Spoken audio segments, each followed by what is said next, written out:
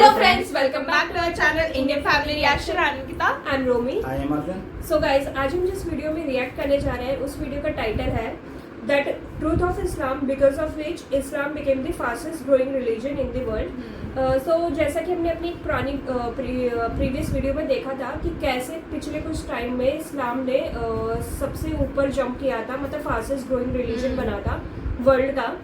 तो इस वीडियो हमें ये तो पता है कि अभी इस्लाम सबसे फास्टेस्ट ग्रोइंग रिलीजन है, बट इसके पीछे क्या ट्रूथ है, क्या सच्चाई है, हमें नहीं पता है। क्यों नंबर 1 आया है ये नहीं। गाइस, जैसे कि आपको पता है कि हम इस्लाम वीडियो में रिएक्ट करते हैं और जैसे कि आपको पता है कि इस्लाम कितनी तेजी से बढ़ रहा है अभी, हाँ, ग्रोथ कर रहा है, आगे बढ़ रहा है और दुनिया का नंबर 1 बन चुका है, नंबर 1 रिलीजन बन चुका है।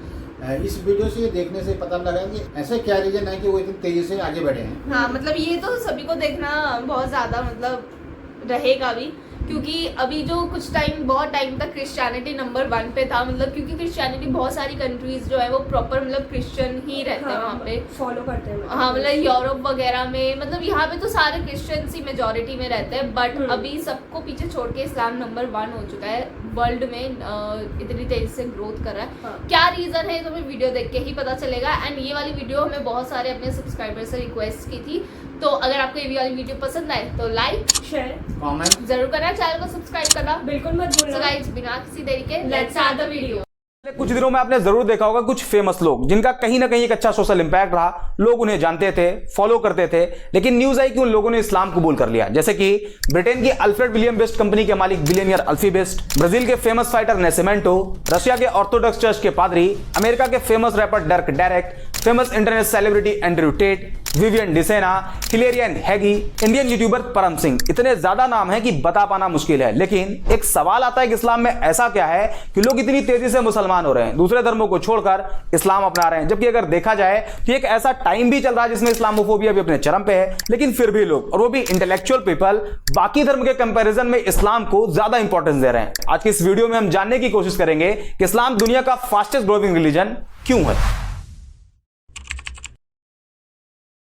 इस वक्त पूरी दुनिया की पॉपुलेशन 8 बिलियन मार्क को क्रॉस कर गई, जिसमें Christian 31.11%, Muslim 24.9%, secular, non religious, agnostic, atheist, इन सब की पॉपुलेशन 15.58%, हिंदू 15.16% और बाकी बचे 13.25% में सभी रिलीजन आते हैं। दुनिया में पहली सबसे बड़ी मुस्लिम पॉपुलेशन इंडोनेशिया में रहती है, दूसरी पाकिस्तान में और तीसरी इंडिया में। तो स्टडी के मुताबिक 2050 तक इंडिया दुनिया का सबसे बड़ा मुस्लिम पॉपुलेशन वाला देश होगा। लेकिन अगर आप वर्ल्ड वाइड देखते हैं तो इस्लाम का ग्राफ लगातार तेजी से आगे बढ़ रहा और साल 2060 तक इस्लाम दुनिया का सबसे बड़ा रिलीजन बन जाएगा। Japan, Europe, France, America, India जैसे कई देशों में इस्लाम सबसे तेजी से आगे बढ़ने वाला धर्म बन गया है। तो अब सवाल आता है कि आखिर इस्लाम इतनी तेजी से क्यों आगे बढ़ रहा है। तो इसका पहला रीजन जो हमेशा से बताया गया कि मुसलमानों में फर्टिलिटी रेट बहुत ज्यादा है, बाकी रिलीजन के कंपैरिजन में मुसलमान ज्यादा बच्चे पैदा करते हैं। यही वजह है कि मुसलमान तेजी से आगे बढ़ रहे हैं, जबकि सेंट्रल हेल्थ मिनिस्ट्री के सर्वे के मुताबिक मुसलमानों के बीच फर्टिलिटी रेट भी कम हुआ है। दूसरा रीजन, दूसरे धर्म के लोग तेजी से इस्लाम की तरफ अट्रैक्ट हो रहे हैं। पर डे कहीं ना कहीं से न्यूज आती है किसी फेमस इंडिविजुअल ने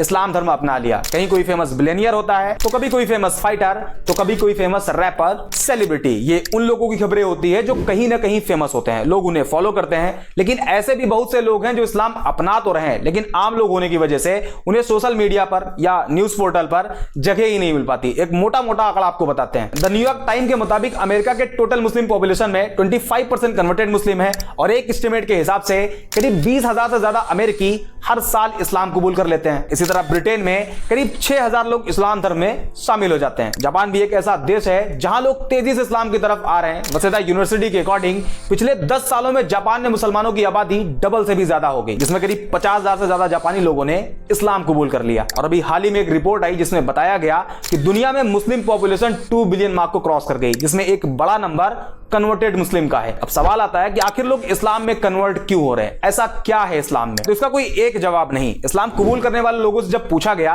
कि आपने इस्लाम क्यों कबूल किया, तो ज्यादातर लोगों ने अलग अलग रीजन बताया। लेकिन एक जो कॉमन रीजन देखा गया वो था कि जब कोई नॉन मुस्लिम किसी ऐसे मुस्लिम के कांटेक्ट में आया जो एक्चुअल मुस्लिम था इस्लाम के बेसिक्स को फॉलो करता था तो उसे देख के वो उसकी तरफ अट्रैक्ट होते और इस्लाम के बारे में जानने की कोशिश करते, जिसमें कुछ ऐसी चीजें उन्हें मालूम चलती जो एक नॉन मुस्लिम के लिए बड़ी सरप्राइज होती। For example social equality. बाकी धर्मों में देखा जाता है कि एक इंसान को दूसरे इंसान के आगे काफी नीचा दिखाया गया है। जैसे इंडिया में जातियों में बांट दिया गया, उसमें भी कैटेगरी बना दी गई और सबसे कमजोर कास्ट कैटेगरी को शूद्र बताया गया। ऊंची कास्ट के लोग उन्हें अछूत मानते, उनके हाथ का पानी तक नहीं पीते। इसी तरह दूसरे धर्मों में काले गोरे इंसान को लेकर डिस्क्रिमिनेट किया गया, काले लोगों को गुलाम बना लिया जाता, उनकी पिटाई भी होती और उनसे जानवरों की तरह काम भी लिया जाता। ऐसे में जब कोई नॉन मुस्लिम जिसे सोशल जस्टिस नहीं दिया गया था, उसने इस्लाम को पढ़ा और पाया कि प्रॉफिट ऑफ इस्लाम ने किसी बिलाल नाम के काले गुलाम को न सिर्फ आजादी दिलाई बल्कि आजादी के साथ साथ बाकी मुसलमानों के आगे बिलाल को काबे की छत पर अजान कहने के लिए खड़ा कर दिया। इसके अलावा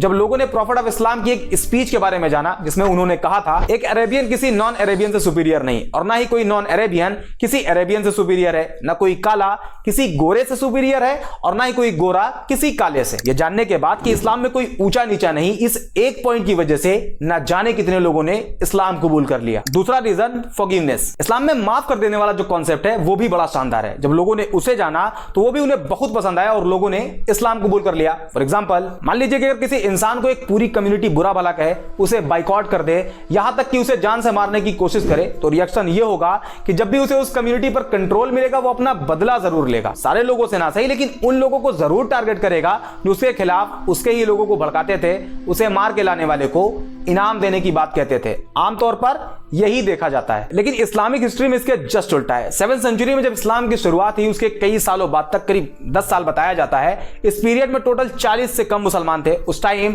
अरब के जो पावरफुल लोग थे वो मुसलमानों को परेशान करते, प्रॉफिट ऑफ इस्लाम को जान से मारने की प्लानिंग करते, उन्हें जान से मार देने वाले को इनाम देने का वादा करते। यहां तक कि उस टाइम जितने मुसलमान थे उन सभी का सोशल बाइकआउट कर दिया गया और 3 साल तक अबी तालिब नाम की एक पहाड़ी पर कैद कर दिया गया और मक्का के सरदारों ने यह अनाउंस कर दिया कि कोई भी मुसलमानों को कोई सामान न बेचे और अगर कोई ऐसा करता है तो उसे भी नहीं छोड़ा जाएगा। 3 साल बाद बाइकआउट पीरियड खत्म हुआ लेकिन मक्का के लोग मुसलमानों को अभी भी टारगेट करते। सिचुएशन को देखते हुए 622 ईडी में मुसलमानों को मक्का से मदीना की तरफ जाने के लिए कहा गया, जिसे इस्लामिक हिस्ट्री में हिजरत कहा जाता है। हिजरत मींस माइग्रेशन। मुसलमान मक्का छोड़कर मदीना चले गए। उस टाइम मदीना को यसरब कहा जाता था, लेकिन मक्का के सरदारों का मानना था कि इस्लाम को पूरी तरह से अगर खत्म करना है तो उसके लिए सारे मुसलमानों को कत्ल कर दिया जाए। इसी इंटेंशन के साथ मुसलमान और मक्का के सरदारों की फौज के बीच पहली जंग लड़ी गई, जिसे जंगे बद्र कहा जाता है। इस जंग में मुसलमानों की जीत हुई और इसी हार का बदला लेने के लिए एक बार फिर मक्का के सरदारों की फौज निकली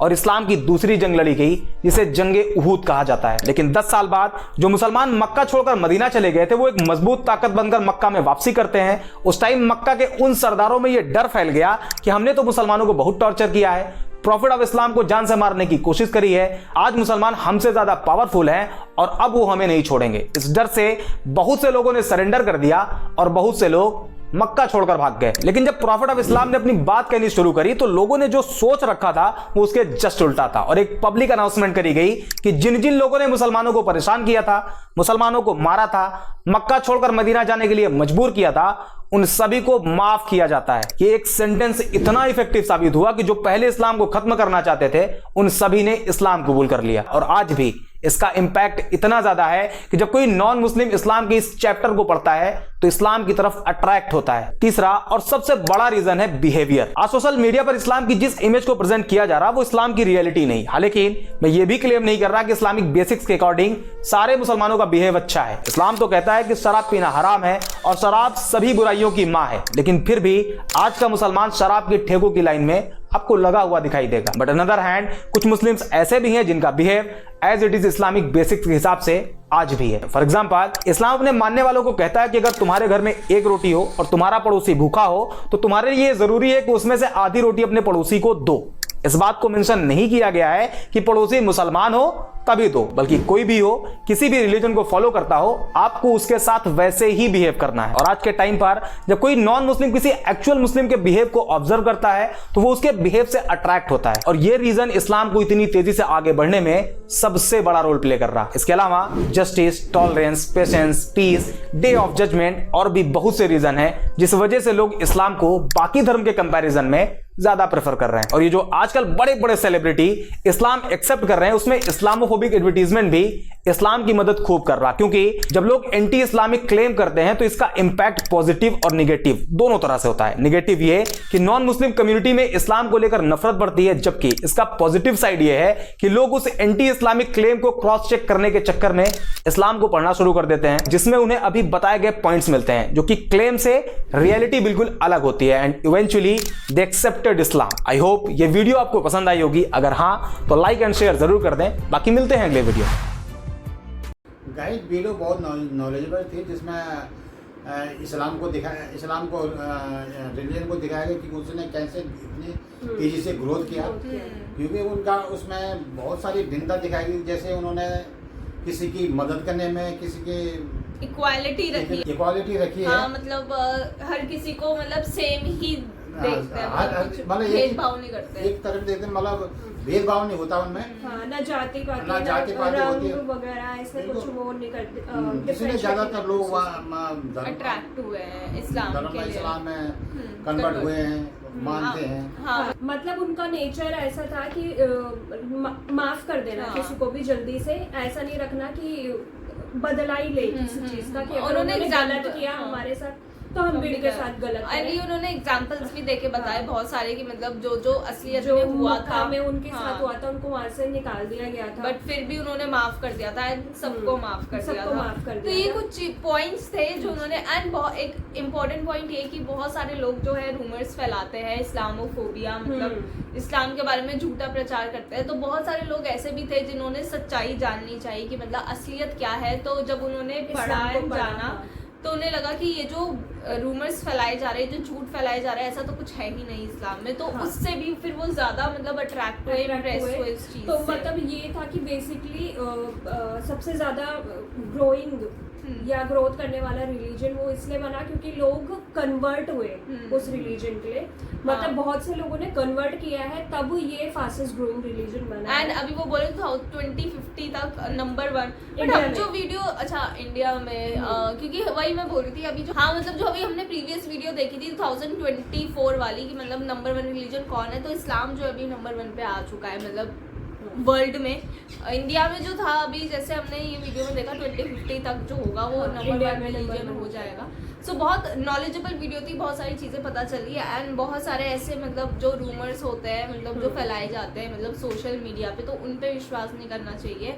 एंड सारे रिलीजन ही अच्छे होते हैं, तो ऐसे मतलब किसी को मतलब गलत नहीं बोलना चाहिए। एंड सबका मतलब उन्होंने, एंड सारे रिलीजन हमें मतलब यही सिखाते हैं कि आप मतलब अच्छे से रहो, रिस्पेक्ट करो। हाँ, सारे मतलब ऐसे भेदभाव नहीं करना चाहिए किसी भी चीज को लेके। एग्जैक्टली। सो गाइस, बहुत अच्छी वीडियो थी, आप लोग बताना कैसी लगी। अगर पसंद आई हो तो लाइक शेयर कमेंट जरूर करना, चैनल को सब्सक्राइब करना बिल्कुल मत भूलना। तो मिलेंगे अपने नेक्स्ट वीडियो में, तब तक के लिए Bye. बाय।